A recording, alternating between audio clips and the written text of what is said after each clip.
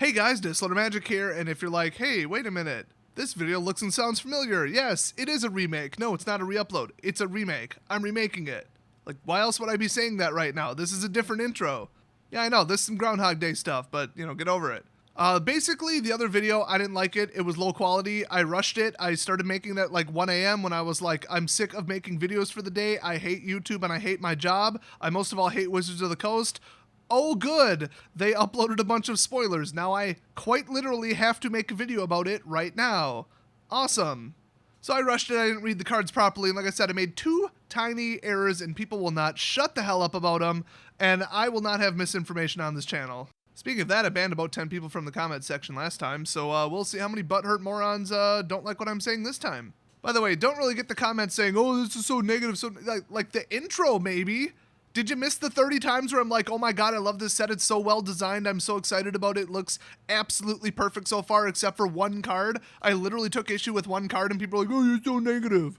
But anyway, people didn't understand what I was saying in like 3 other parts, so whatever, the whole video was a freaking train wreck, so let's hit it again, and I'm just gonna speed through it because I don't need that in-depth of an analysis until the set launches, honestly. Oh, and I haven't said this in a couple months, so quick reminder, if you're going to be an asshole and insult me in the comment section, I'm going to ban you. I have banned over 2,000 people from the channel. And it's a ghost ban. You'll keep on typing your stupid little bullshit and won't even know that it's going right down the toilet the second you hit post. That's funny to me. That's like dark comedy. I love it. And if you're thinking 2,000 people, that's a lot. 36,000 subscribers and 50% of people who watch a given video are not subscribers. So 70,000 people, 2,000. What percent of society are complete assholes, in your opinion? 2,000 is a really low number, and you really have to say something offensive to get banned. I mean, my threshold is pretty damn high. First up, we've got, Shocklands, yay, the land that everybody thinks is good and modern, but isn't in about 50% of decks. So these were last week floating in around 20 bucks a piece, so yeah, they needed a reprint, but when it gets to that high of value and it's primarily not played in Standard, put them in a Master set, Wizards. Remember what happened the last time that we had really expensive lands in Standard that everybody needed for a different format? It was terrible. Nobody could afford to play Standard. I mean, if these are even 10 bucks a piece, which I heard that they dropped to about 12 now, who knows what they'll land at, that's not good. You want a 2-color deck, boom, 40 bucks up front. That's not very friendly to the like lower budget and newer players. I mean, it really, really isn't. So huge mistake putting these in Standard, and plus your life total is way more important in Standard than it is in Modern. So these doing 2 damage to you can come back to haunt you, but then again, what are you gonna do? Not run them? I mean, if you're running like blue-red, you're gonna need steam vents. A ton of the cards are mixed color. You can't just put in, you know, the 2 basic lands and cross your fingers and hope you get 50-50 on them.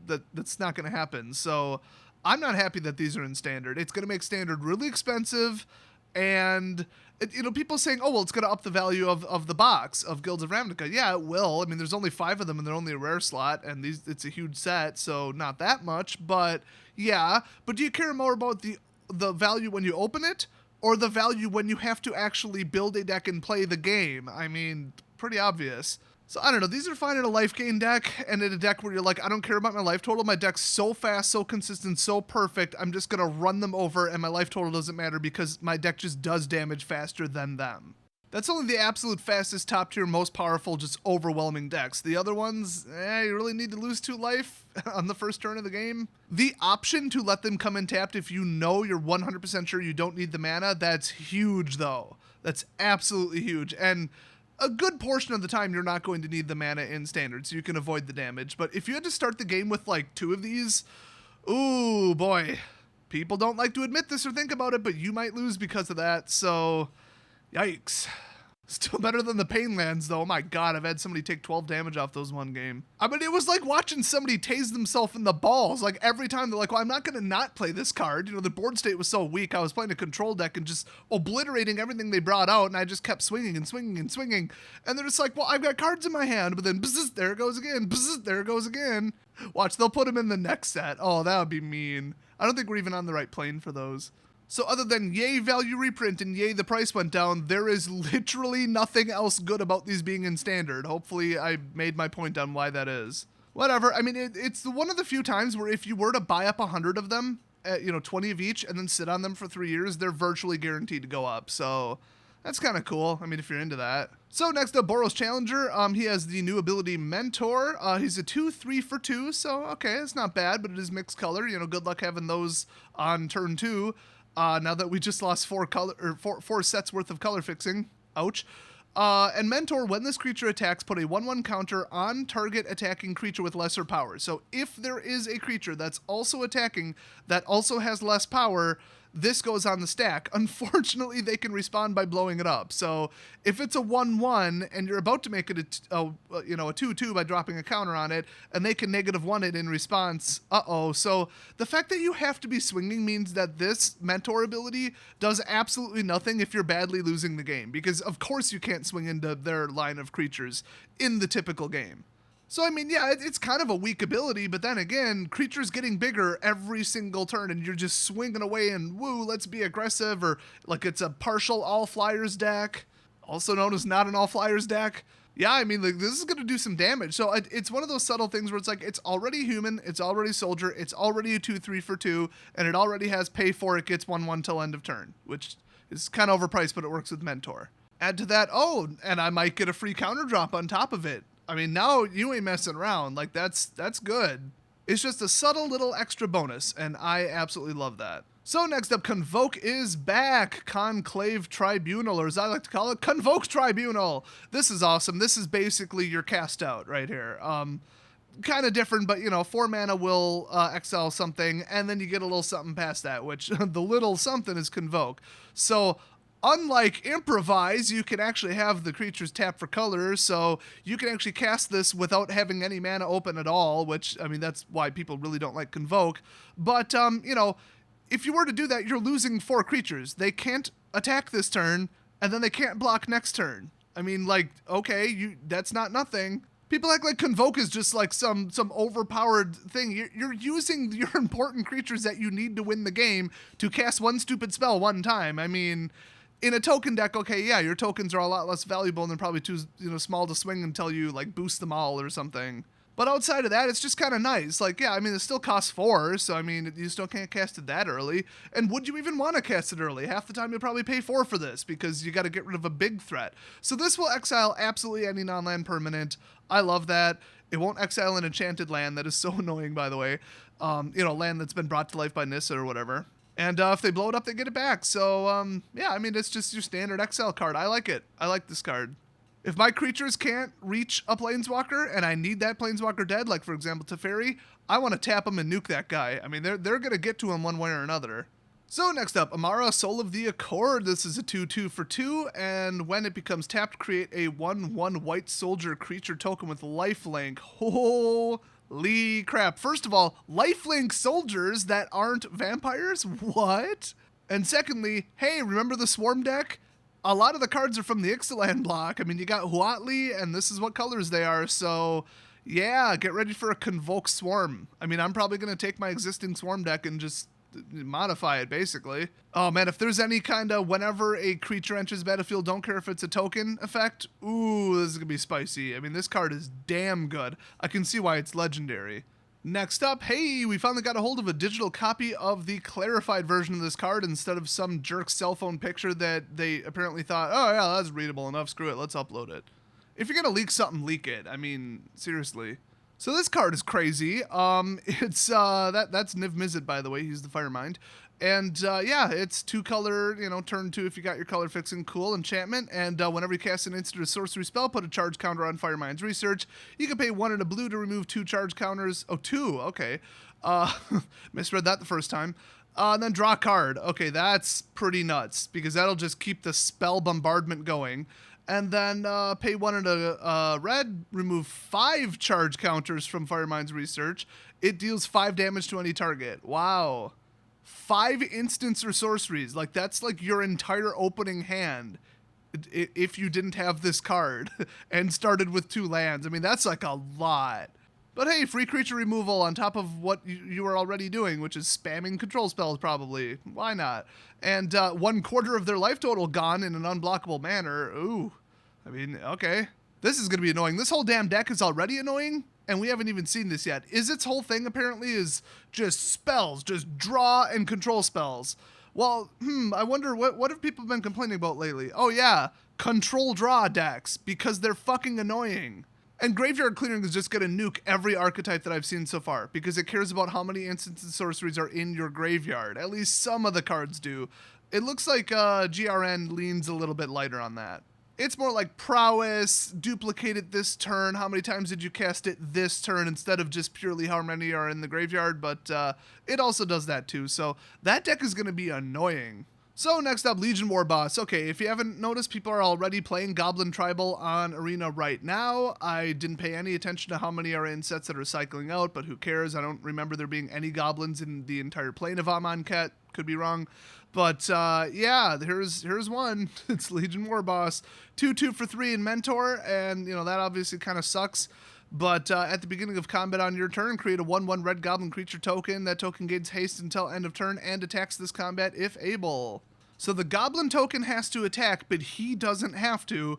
But if you attack with him, Mentor will go off. So just a nice, little goblin generator package here. Nothing too OP, but I'm getting sick of that goblin deck already. It's not even a good deck right now, but it looks like they're going to get a lot of goblin support in this set. And I just don't like goblins. I don't like most of the tribals because I've played against really degenerate commander in modern versions. Like Modern Elves is just the worst thing ever. And I hate merfolk more than slivers in modern and in standard. So here we go again. Let's have some damn goblins. They're so fun. It's just stupid. It's just dumb. It's one board wipe and you lose. Wow, all in tribal rush. Oh, do they boost each other? Wow. Oh, do they all do something and they have ETBs? Wow. And then they're all gone.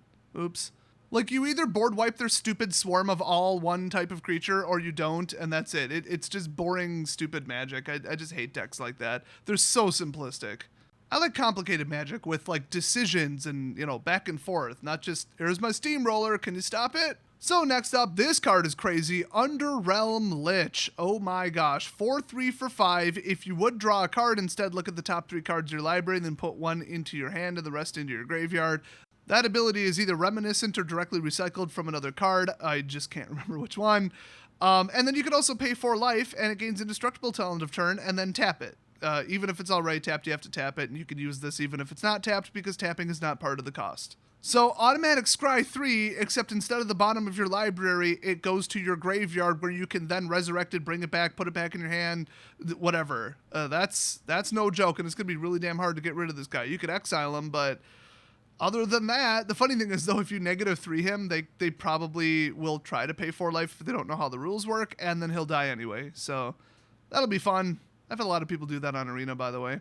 This card is insane. Absolutely insane. Now, it costs 5, and it only has 3 toughness, so there's that, but they had to do that to make this a fair card. Trust me, it's still going to be good, and it still deserves to be a mythic. Next up, Newark Amoeba. That sounds like narcotics. There, I said it. Why the hell would they name it this? It sounds like an amoeba that, like, smuggles narcotics, and it's not an amoeba. You might have noticed. It's a floating jellyfish, except it's not a floating jellyfish. It's just an illusion. So the whole logic of the card is a train wreck already. This is just a dummy reprint for a format that isn't standard. Complete waste of a rare. It's in Dredge, that's it. This has 0 practical use in standard. They're just completely wasting a spot for a draft or at your pre-release. It's just stupid. Should probably read it if you're not following along at home. It's a creature illusion, 1/1 for 2. When you target it with a spell, it doesn't automatically die, though, so it's not a true illusion. But, yeah, flying 1/1 for 2. Woo! And when it's put into the graveyard from your library, you may put it onto the battlefield. That works with, other abilities, just not usually blue ones. I mean, it's more of a Golgari thing to toss stuff into the graveyard, but there is one primary blue ability that will let you get this out for free. But, ooh, a 1/1 flyer that costs 2 for free. What deck would be like, yeah, I need a defenseless 1/1 flyer that I might not have to pay 2 for some of the time. Like, this is just stupid. It's just for Dredge, and everybody hates Dredge. Dredge was given a 10 on the Storm scale, which means it is never, ever going to be reprinted, ever. That's because people hate it so much. That's literally the reason, and yet they don't have the balls to ban the stupid deck. Oh wait, I take that back. Didn't they just ban a card from Dredge like last year? Oh my god, I'm pretty sure they did. It was Rot something Troll or... Oh my god, that was hilarious. Dredge players had it coming. I hate that deck. That deck, that isn't even Magic. You're both playing a completely different game that doesn't even resemble Magic and simultaneously wasting my time with that stupid fucking deck. So anyway, every time you open one of these, just groan and say, oh, good, I get to give this to a Dredge player. And then honestly, I'll just light it on fire, rip it up, because fuck Dredge players. Oh, I'm sorry, guys. Did I hurt your feelings by being too negative? Is this video too negative for you? Then fuck off. Find a different channel. I don't give a shit. Like, grow some balls. My God, get a fucking life. Dredge is impossible toxic shit and everybody hates it. Just get on the same page with the rest of us. So next up we have Necrotic Wound. You pay 1, it's black instant, so I already kind of like it, and Undergrowth. So we don't know what Undergrowth actually does, because remember, mechanics can do different things on different cards, they just have to have one shared similarity. So which one of those parts is the Undergrowth part, we don't actually know. Like, what part's Undergrowth and what part is the spell? Now, it's heavily suspected that it's just the number of creatures in your graveyard and then do something with it. But we do not know that for sure. I cannot reiterate that strongly enough. No reminder text and no second example of this means that nobody knows for sure what it does. So it's only suspected that it has something to do with the number of creatures in your graveyard. Now, is it always going to be -X until end of turn to one target creature? Or is one going to be a sweeper? One's going to enter the battlefield because of the Undergrowth count? I would suspect that personally, but I'm only like 90% sure. It could turn out where every single creature like nukes another creature that has the Undergrowth keyword. I guess we'll find out. So if that's the case, that'd be cool. If it's not the case, that'd be cool. I mean, I like it to be a little bit more flexible, actually. So this one, I mean, you could take out a giant creature when you're already losing the game because your graveyard's stuffed full of stuff, you know, just like -7 it, and boom, it doesn't even matter if it has indestructible. I gotta mention this before I forget. If the creature would die this turn, exile it instead. That is a death replacement effect. Yes, it leaves the battlefield, but no, it does not die. So if they have an ability that says every time a creature you control dies, nope, doesn't go off. The entire effect gets replaced. Oh, and they ain't bringing it back from the graveyard, are they? So overall, it's a fantastic card. I absolutely love it, but I mean, just keep in mind, the way I would summarize it is, if you're winning, you're going to get a lot less out of this, and it probably won't be big enough to kill something significant, but who cares, you're winning. And if you're losing, you probably have a graveyard full of stuff. I mean, if you're playing an all-token deck, don't run this card, for example. You know, run it in a deck where you expect things to be in the graveyard, and then you've got a big bomb for 1 at instant speed. I mean, hey. You guys know I hate spells where it's, oh, if you're already winning, win even more. Well, you probably were going to win. Like, it looks good on paper, but it's not. This is the polar opposite. I love cards where the more you're losing, the more damage it does, because you could top deck it and be like, yes, let's turn this game around. Next up, Quasi Duplicate. It's a 3-cost sorcery. It's Simic, even though it's double blue and 0 green, which is weird because this is actually really similar to a blue-green spell from Shadows. But whatever, they don't gotta put green on it if they don't want to. So, also, it's a very blue ability. I should throw that in.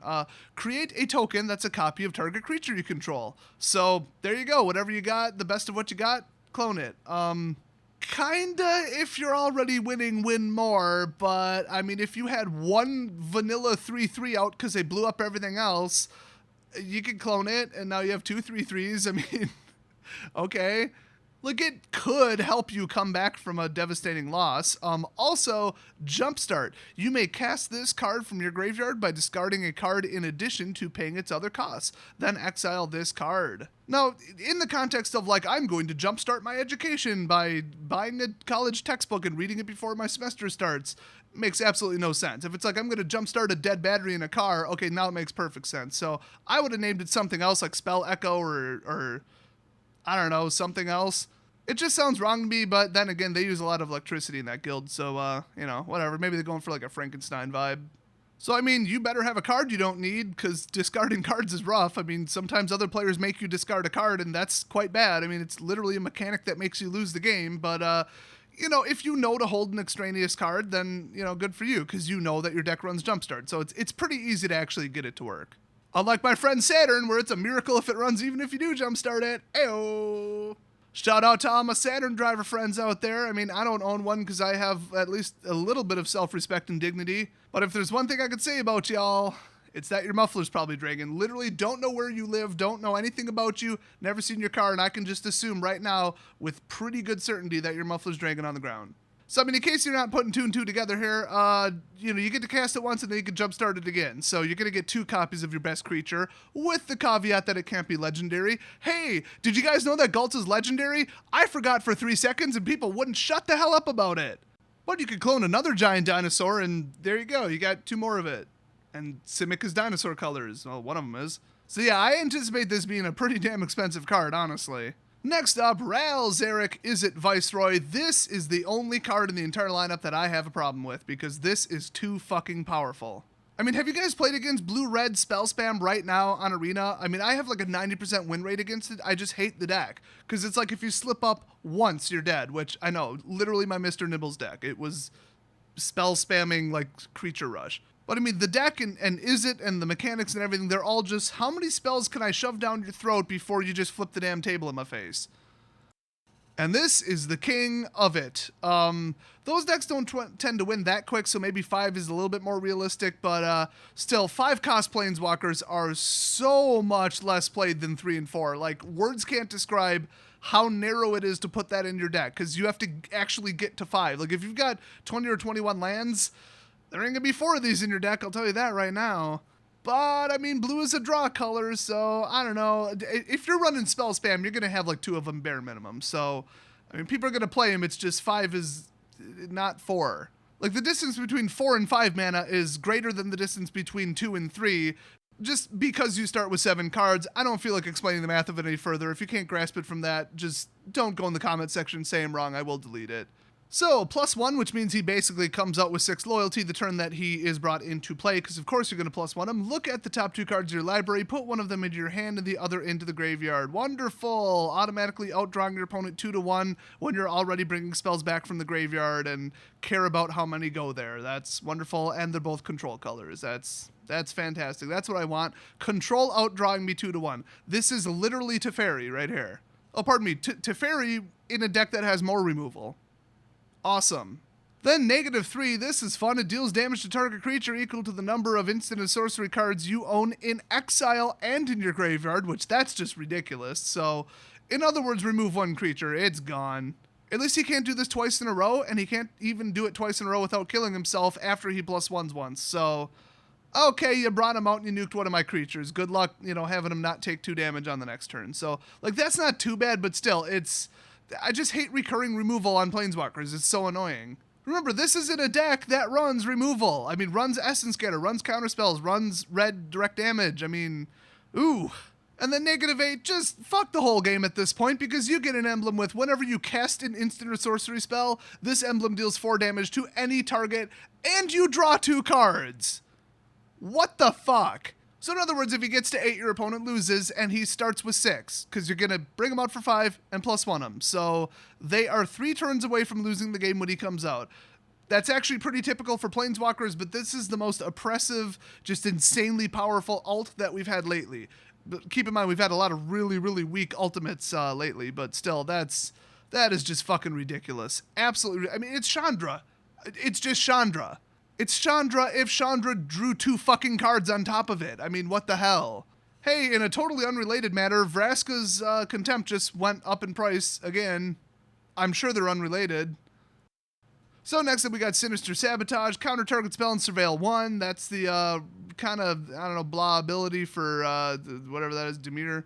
So counter target spell for 3, double blue, nothing special there, instant speed, duh, that's how counter spells work. Look at the top card of your library, you may put that card into your graveyard. So either leave it on top or put it in the graveyard. It's literally Scry, except it goes to the graveyard, which is more beneficial than Scry, obviously. A lot of stuff, works with the graveyards right now, which is why graveyard clearing is going to be important, and a lot of it's in Ixalan, so, expect those to maybe bump up a little bit. I don't think any of them are rare, though, so I don't know, we'll see. I think just the fact that there are multiple ways to clear the graveyard, and a lot of them are colorless, is going to single-handedly stop people from playing this Izzet bullshit, which I wouldn't have a problem with. So next up, Thought Erasure, or however you want to pronounce it. I'm sure both are correct, and I don't care. Sorcery speed and cost 2, but it's multicolored, so the realisticness of being able to play this on turn 2 is not absolutely guaranteed.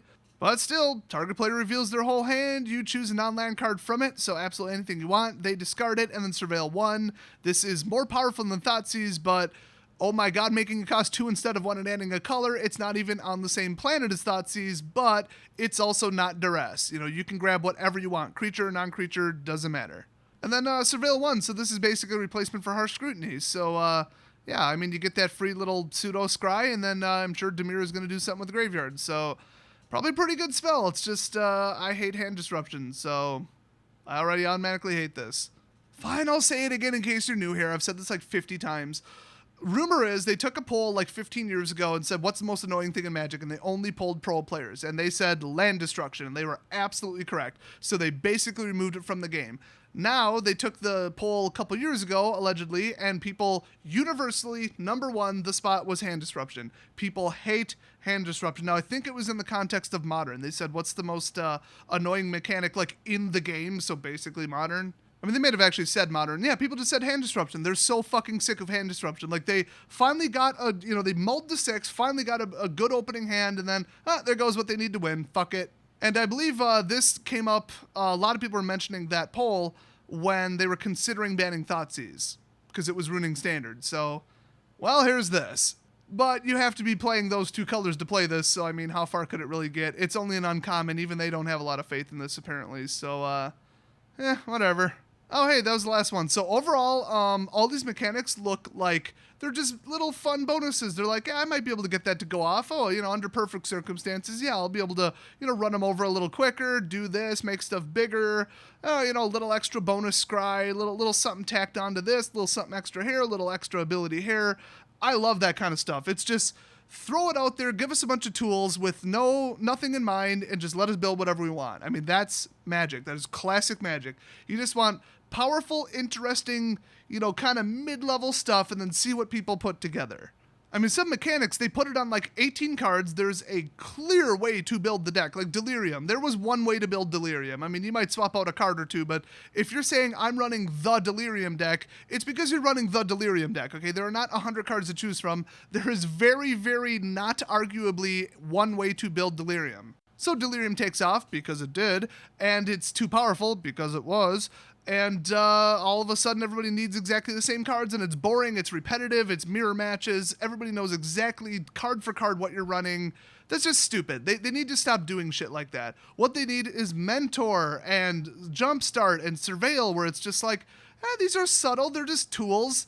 You don't have to build an all Mentor deck. You don't have to build an all Surveil deck. It would be ridiculous to build an all Jumpstart deck. That's not even a thing. It's just, here's a card with a little something extra on it. Here you go. Maybe build something interesting out of it. Then everybody comes up with different ideas. Everybody builds something different. They're all powerful. They're all fun. And everybody's happy. Oh, disclaimer. If they fucking ban Search for Azcanta.